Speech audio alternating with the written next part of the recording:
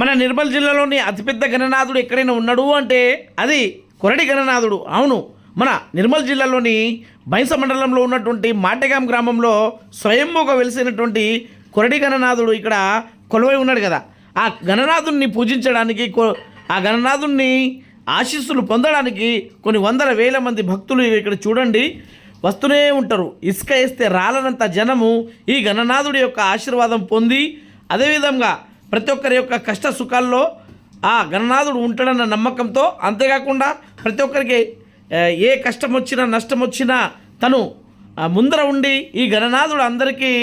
కాపాడుకుంటాడని నమ్ముకొని ఇక్కడ కొన్ని వందల వేల మంది భక్తులు, పిల్లలు పుట్టని వాళ్ళకు పిల్లలు, ఎవరికైతే జాబ్ రాదో వాళ్ళు అక్కడ మొక్కుకుంటే జాబ్ వస్తుందని, ఎవరికైతే ఎలాంటి అనారోగ్య సమస్య ఉన్నా కూడా ఇక్కడ మొక్కుకుంటే ఆరోగ్యంగా అవుతారని, ఈ విధంగా వివిధ కారణాలతో వివిధ రకాలుగా కొన్ని వందల వేల మంది భక్తులు ఇక్కడ వచ్చి ఆ గణనాథుడి యొక్క ఆశీర్వాదం పొంది ప్రతి ఒక్కరు దాదాపు ప్రతిరోజు ఒక 10 నుంచి 20 వేల మంది భక్తులు అక్కడ వచ్చి ఈ గణనాథుడి యొక్క దర్శనాన్ని తీసుకున్నారు. అయితే ఈరోజు చివరి రోజుగా అక్కడ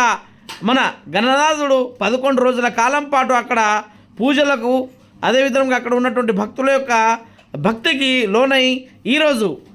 మాటెగాం గ్రామంలో శోభయాత్రగా అక్కడ శోభయాత్రలో పాల్గొనడానికి ఈరోజు చివరి రోజు కాబట్టి అక్కడ చివరిగా అక్కడ హారతి కార్యక్రమాన్ని ఇచ్చి అక్కడ ఆ గణనాథుడి దగ్గర ఉన్నటువంటి ఆ వస్తువులు, అదేవిధంగా పూజ సామాగ్రిని ఈ విధంగా అక్కడి నుంచి తీసుకెళ్ళి వెనుకల నుండి మన గణనాథుడి యొక్క విగ్రహాన్ని కూడా అక్కడ ఈ విధంగా అక్కడ తీసుకెళ్తున్నారు అన్నమాట. ఇక ఈ కార్యక్రమంలో భాగంగానే ఈ శోభయాత్ర చూడడానికి కొన్ని వందల వేల మంది భక్తులు ఈ విధంగా అక్కడ వచ్చి ప్రతి ఒక్కరు ఆ